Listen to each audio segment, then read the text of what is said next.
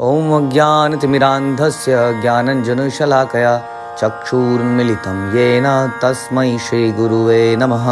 हरे कृष्ण। भगवद गीता अध्याय 12 श्लोक संख्या 12। श्रेय हि ज्ञानम् अभ्यासात् ज्ञानात् ध्यानं विशिष्यते ध्यानात् कर्म फल त्यागः त्यागात् शांति अनंतरम। यदि तुम यह अभ्यास नहीं कर सकते तो ज्ञान के अनुशीलन में लग जाओ, लेकिन ज्ञान से श्रेष्ठ ध्यान है, ध्यान से भी श्रेष्ठ कर्म फलों का परित्याग है, क्योंकि ऐसे त्याग से मनुष्य को मन शांति प्राप्त हो सकती है। तो हमने सुना कि भगवान ने कहा निरंतर मन को मुझ में लगाओ, बुद्धि को मुझ में लगाओ, नहीं तो यदि ऐसा नहीं कर सकते तो मेरे लिए कर्म करो। यदि मेरे लिए कर्म नहीं कर सकते, या उसके बाद था कि आप भक्ति के विधि विधानों का पालन करो। यदि भक्ति के विधि विधानों का पालन नहीं कर सकते तो मेरे लिए कर्म करो। मेरे लिए कर्म नहीं कर सकते तो कर्म के फल का त्याग करो। और यदि कर्म के फल का त्याग भी नहीं कर सकते तो क्या करो? ज्ञान के अनुशीलन में लग जाओ। तो इसको हम समझेंगे अभी डिटेल में कि प्रभुपाद इसको बड़े अच्छे से समझाएंगे कि कैसे भगवान के पास पहुंचने के दो रास्ते हैं, एक प्रत्यक्ष और एक अप्रत्यक्ष। ये जो रास्ता हम सुन रहे हैं ये अप्रत्यक्ष रास्ता है, जिसमें व्यक्ति पहले थोड़ा ज्ञान प्राप्त करेगा, फिर थोड़ा कर्म फल को त्यागेगा, फिर थोड़ा धीरे धीरे ध्यान लगाएगा। ध्यान लगाते लगाते उसके अंदर धीरे धीरे भगवान के प्रति आसक्ति आएगी। फिर वो भगवान के लिए कर्म करेगा, फिर उसका मन टोटली भगवान में स्थिर हो जाएगा। तो ऐसा इसलिए कहते हैं कि बहुनाम जन्मनाम अन्ते ज्ञानवान माम प्रपद्यन्ते। ज्ञान के रास्ते से भगवान को प्राप्त करने में बहुत सारे बहुत जन्म लग जाते हैं, इसलिए इसको अप्रत्यक्ष रास्ता कहा जाता है। एक दूसरा रास्ता इसको हम प्रत्यक्ष रास्ता कहते हैं, जो है भक्ति योग। तो भक्ति योग इज डिफरेंट ऑल टुगेदर। उससे पहले हम थोड़ा समझ लेते हैं कि ये क्या बोल रहे हैं यहाँ पर ये बोला जा रहा है कि ज्ञान, एक्चुअली जब ज्ञान हम लेते हैं तो ज्ञान जब हम लेते हैं तो हमें समझ में आता है कि futility of this material world, ये संसार क्या है, ये टेम्परेरी है, ये क्षणभंगुर है। यहाँ पर कोई चीज़ संचित करके क्या लाभ है, क्योंकि हम ही नहीं रहते हैं। जिसके लिए संचित करें वो भी नहीं रहता है, या कभी संचित किया धन ही चला जाता है, कोई लूट ले आता है। यही यहाँ की असलियत है, हम चारों तरफ देखते हैं। इसलिए हम पुरानी कहावतें सुनते हैं कि पूत कपूत तो क्यों धन संचय, और पूत सपूत तो क्यों धन संचय। मतलब अच्छा बच्चा नहीं है, बच्चे नहीं है, संतान अच्छे नहीं है तो क्यों धन संचय करें, बुढ़ा देंगे सब। और यदि अच्छा है तो क्यों करें, क्योंकि वो कमा लेंगे सब। तो इस प्रकार से ये तो एक कहावत ही है, लेकिन धीरे धीरे जब हम सुनते हैं गीता में भगवान का ज्ञान, भगवद गीता का ज्ञान और आत्मा के एग्जिस्टेंस के बारे में सुनते हैं तो हमें समझ में आता है कि ये संसार वास्तव में कुछ भी एक्यूमुलेट करने का यहाँ पर लाभ नहीं है। धीरे धीरे उसको ज्ञान प्राप्त होता है। अब ज्ञान प्राप्त होता है तो क्या होता है, फिर वो कर्म के फल का त्याग करता है कि मैं क्यों इसको अपने लिए बटोरे जा रहा हूँ, क्या लाभ होगा इससे मेरा, क्यों ना मैं इस धन को, इस बुद्धि को, शरीर को किसी अच्छे कार्य में लगाऊं। फिर धीरे धीरे अच्छे कार्यों में लगते लगते उसको धीरे धीरे भगवान और प्रेरणा देते हैं, उसे गुरु मिलते हैं तो उसको बताते हैं कि ये सतोगुणी कार्य तुम कर रहे हो, विच इज़ वेरी गुड, कि ये परोपकार के काम कर रहे हो, लेकिन इससे भी बेहतर कुछ और है, वह है कृष्ण भावनामृत में किया गया कर्म। भगवान की प्रसन्नता के लिए यदि हम कर्म करते हैं तो सारे संसार का भला हो जाता है।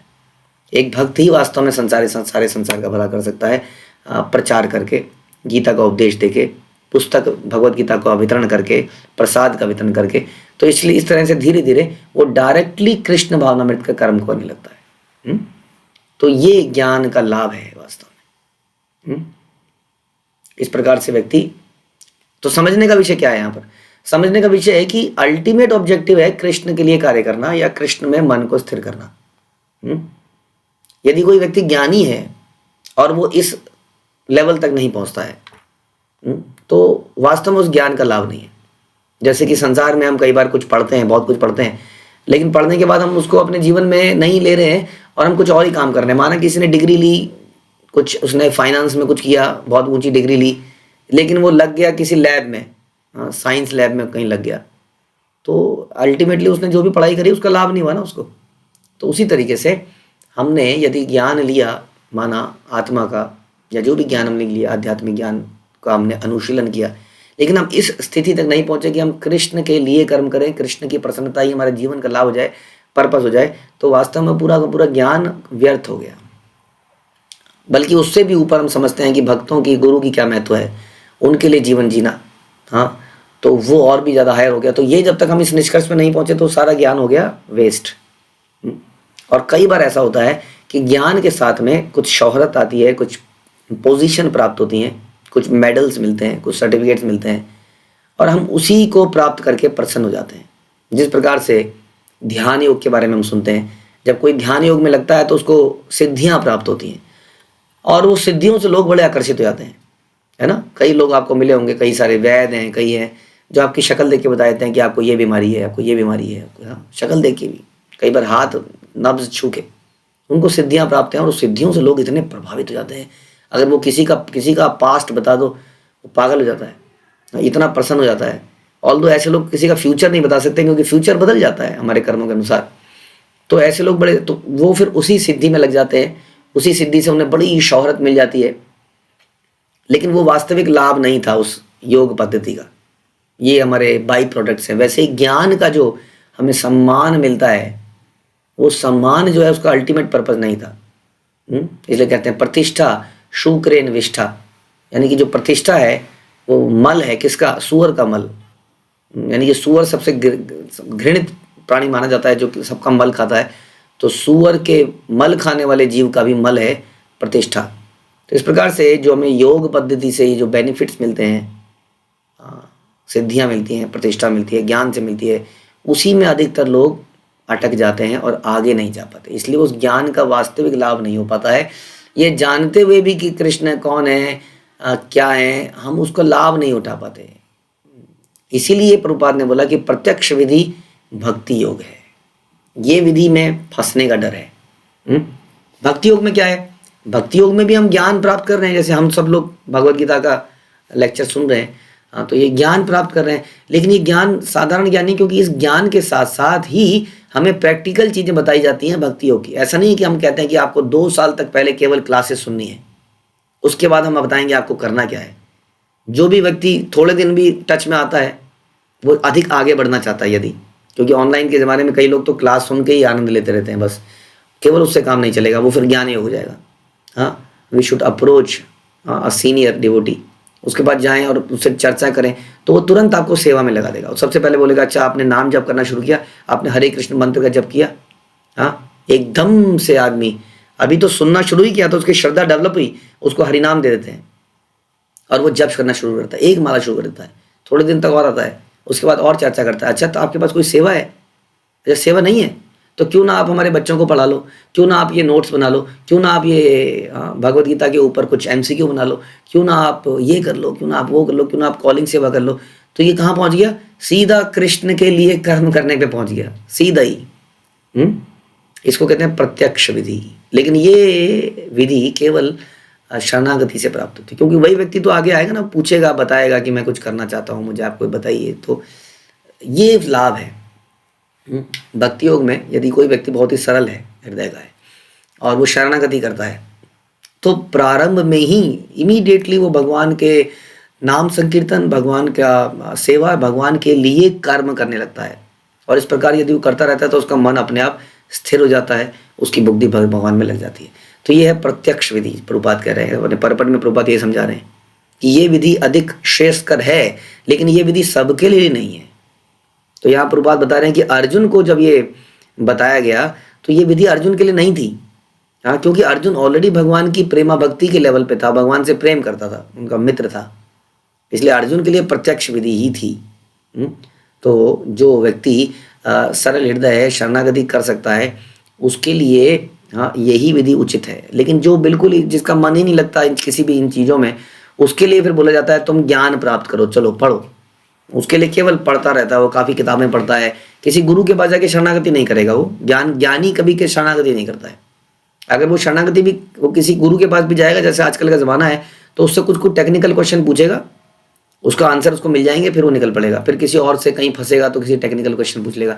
ये शरणागति नहीं है गुरु के पास जाने का। गुरु के पास जाने का मतलब है तद विधि पणिपातेन परिप्रश्नेन सेवया, उपदेशयन्ति ते ज्ञानम ज्ञानिनस्तत्त्वदर्शिना। भगवान कहते हैं गुरु के पास जाने का मतलब है go to a self realise person, जो जानता है, तत्व को जानता है, रियलाइज्ड है, उसके बाद जाइए, उसकी सेवा कीजिए, उनको उनसे प्रश्न पूछिए, उनको प्रसन्न कीजिए, हाँ, और फिर वो तुम्हें रियलाइज करा देंगे। तो ये ज्ञान योग वाला नहीं है, ये हो गया भक्ति योग वाला जाना, क्योंकि इसमें शरणागति शब्द लग ही रहा है ना, सेवा करो, प्रसन्न करो, प्रश्न पूछो, ये शरणागति है। और दूसरा ज्ञान योगी क्या है, मेरे को कुछ प्रश्न पूछना था, मुझे ये तो क्लियर है, मुझे ये भी क्लियर हो गया, मुझे ये भी क्लियर हो गया, थोड़ा सा यहाँ पे एक टेक्निकल डाउट है, इसके बारे में कुछ बताएंगे आप, ये कैसे है? तो बताएंगे हाँ ऐसे ऐसे, अच्छा जी ठीक है जी, नमस्कार जी, बहुत धन्यवाद आपका, खत्म। ये गुरु के पास जाना नहीं हुआ, ये तो आपने एक कंसल्टेंसी ले ली, कहीं पर जैसे लेते हैं संसार में। तो ये ज्ञान योग वाला प्रश्न उत्तर हो गया। तो ज्ञान योग में जब हमारा श्रद्धा इतनी नहीं है कि किसी के प्रति शरणागति हो पाए, हाँ, तो क्या करें? तो ज्ञान योग भी बेहतर है उसकी स्थिति में, कम से कम अगली स्थिति पे तो पहुंचेगा धीरे धीरे। जिस व्यक्ति का हृदय इतना सरल नहीं है कि वो किसी गुरु के प्रति समर्पित हो पाए, गुरु की इंस्ट्रक्शन के अनुसार सेवा कर पाए, भक्ति योग कर पाए, तो उसको फिर क्या करना चाहिए? उसको अप्रत्यक्ष विधि, क्योंकि ज्ञान कल्टिवेट द नॉलेज कल्टिवेट करेगा तो धीरे धीरे धीरे धीरे धीरे धीरे धीरे कुछ सालों बाद शायद उसके अंदर ये रियलाइजेशन आया, जो हमने बोला कि बहुनाम जन्मनाम अंते ज्ञानवान माम प्रपद्यन्ते। बहुत जन्म लग जाते हैं, लेकिन nevertheless this is a valid method. ये एक सही तरीका है यहाँ पर भगवान जो बता रहे हैं कि यदि तुम यह अभ्यास नहीं कर सकते कि कर्म फलों को त्याग दो, भगवान के लिए कर्म करो इत्यादि, तो ज्ञान के अनुशीलन में लग जाओ। धीरे धीरे धीरे धीरे क्या होगा?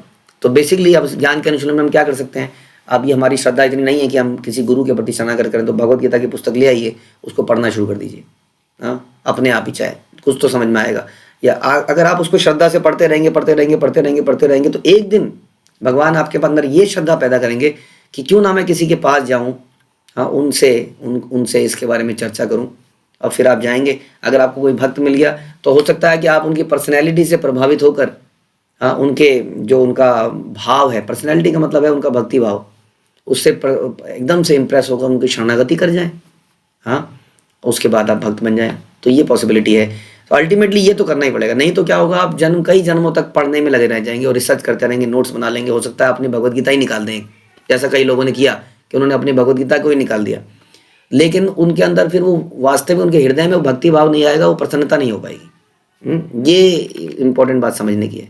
उनको कई जन्म बीत जाएंगे इस काम में, हाँ, तो लेकिन फिर भी वो आगे जरूर बढ़ेंगे, क्योंकि वो कोई ना कोई रास्ता, कोई ना कोई प्रयास जरूर कर रहे हैं आगे बढ़ने का। इसलिए भगवान कह रहे हैं कि ज्ञान के अनुशीलन में लग जाओ, डोंट वरी, आगे तो बढ़ो, हाँ, लेकिन साथ साथ बता रहे हैं कि कर्म फलों का त्याग ये बेहतर है, ये बेहतर है, ये बेहतर है। क्योंकि अल्टीमेटली ज्ञान का, अगर जैसा हम बार बार बोल रहे हैं, प्रैक्टिकल यूसेज नहीं है तो वो ज्ञान वेस्टेज है।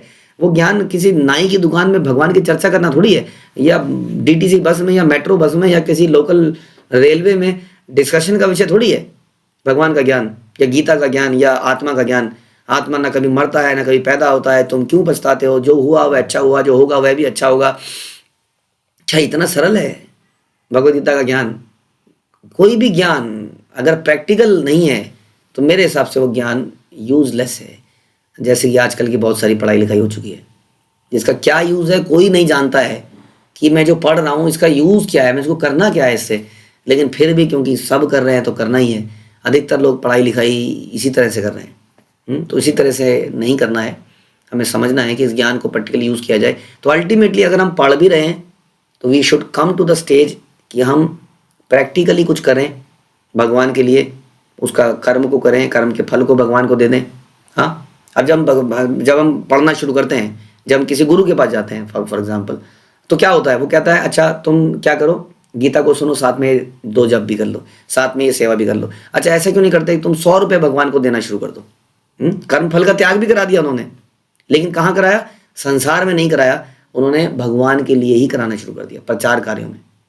हाँ, तो बहुत ही जल्दी आप देखेंगे वो चेंजेस हमारे अंदर आने लगते हैं। इसलिए भक्ति योग जो है प्रत्यक्ष विधि है, इसी को अपनाना चाहिए। नहीं तो अगेन मैं बार बार कह रहा हूँ, जो व्यक्ति ऐसा नहीं कर सकता उसके लिए ज्ञान का अनुशीलन भी गुड है। इसलिए बचपन से ही यदि आप अपने बच्चों के अंदर ये हैबिट डाल पाएँ, क्योंकि हर कोई के पास ये फैसिलिटी नहीं है कि वो भक्तों के आसपास रहता हो। माना आजकल तो ऑल दो फ़ोन के थ्रू भी सब कुछ हो सकता है, बट समहाउ नहीं है तो भी हम बचपन से ही कम से कम गीता को पढ़ना, भागवत को पढ़ना, इसकी कुछ हैबिट डालें, ज्ञान का अनुशीलन हो जाएगा। बट इस ज्ञान का अनुशीलन से क्या फायदा होगा, जब वो 3 4 5 साल तक ये कर चुका होगा, बाद में यदि कुछ कोई सेल्फ रियलाइज पर्सन मिलेगा, कोई वैष्णव मिलेगा, तो तुरंत उसकी बात समझ जाएगा और उसके रास्ते पर आ जाएगा और फिर भक्ति योग में लग जाएगा। तो इसलिए इसका डेफिनेटली फायदा होता है। इसलिए भगवान इसको एक और रास्ता बता रहे हैं कि जो कुछ नहीं कर सकता, कम से कम वो कुछ ज्ञान तो प्राप्त करे जिसे जीवन के मूल्य का पता चले। हरे कृष्णा। श्रील प्रभुपाद की जय, भगवद गीता की जय।